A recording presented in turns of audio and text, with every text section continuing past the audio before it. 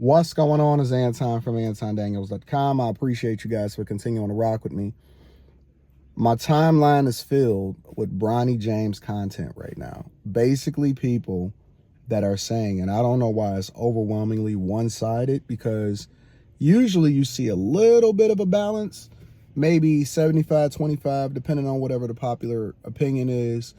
And you also have people that defend a lot of the different decisions depending on whatever the popular subject is, right? The only other thing that's trending right now that I can see that overwhelmingly is going one way is the whole Joe Biden Trump debate from the other day, because it's just undisputable that the dude was just not really there.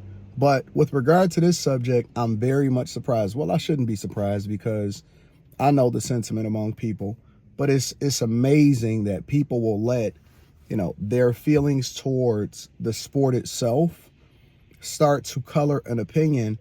And a lot of these people that I'm hearing talking about it, even women that don't know nothing about basketball, have never been known for anything as far as content relating basketball, or has never given their opinion on basketball, have something negative to say about Bronny James or LeBron James, ensuring that the Lakers drafted Bronny. Now, one thing that I'm reading before I get into this is that, Rich Paul was telling franchises, and I don't know how true this is, but I'm covering all of the bases so you can understand the full context of what I'm about to say, is that Rich Paul was telling franchises not to draft Bronny so that LeBron can ultimately play with his son.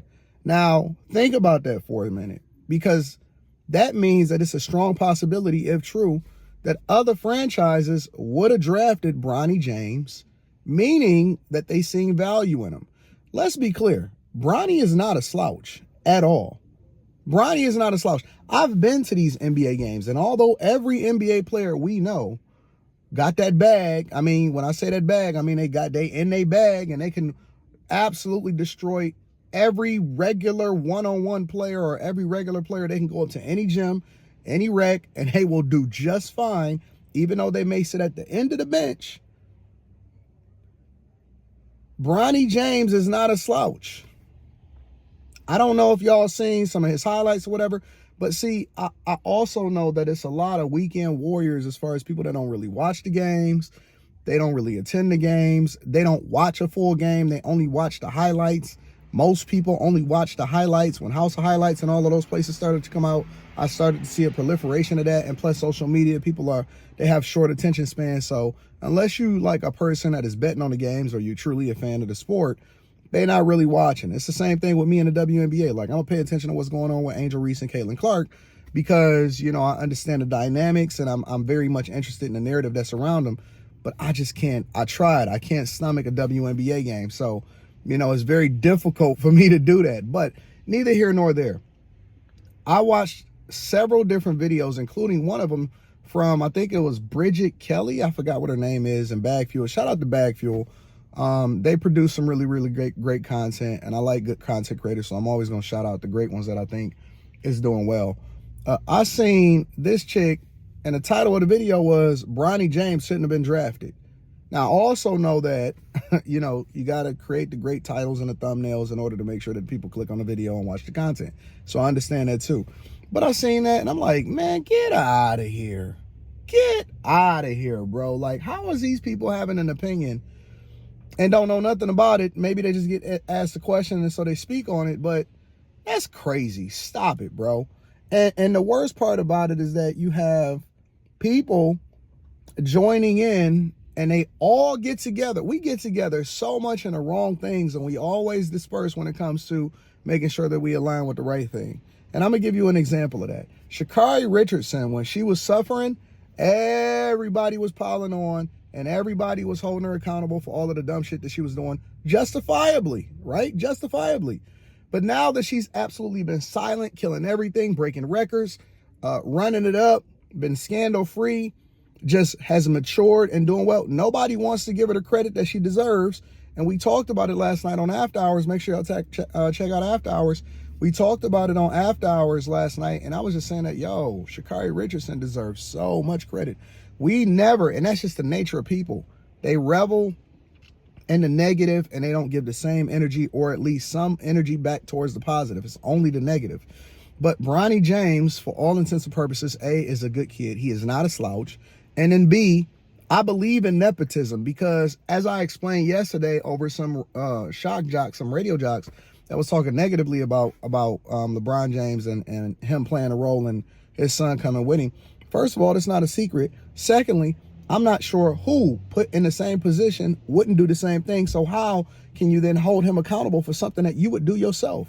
I absolutely am going to give my kid every single leg up on the competition, because the world is competitive. 100% I'm going to give my kid every piece of advice, every piece of opportunity. That's what we work hard for. And nepotism exists in every organization. It exists in the NBA. It's flooded in the NBA. It's flooded in the coaching ranks. It's coaches that shouldn't even have jobs, but because they're liked or because they network effectively. Life is about business, and it's about ultimately making sure that you run up a bag based off of who you closely associated with. So if you telling me that if you was in LeBron James' shoes that you wouldn't draft your son, you crazy.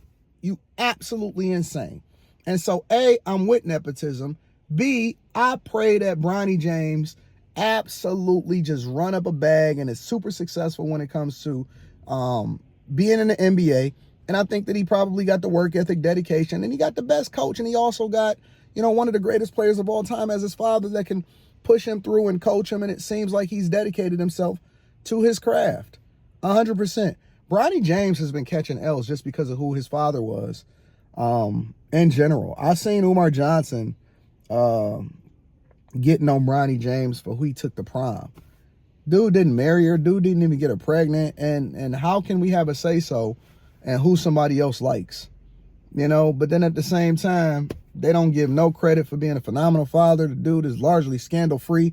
LeBron James and his whole family, him and his whole family, is a model of success.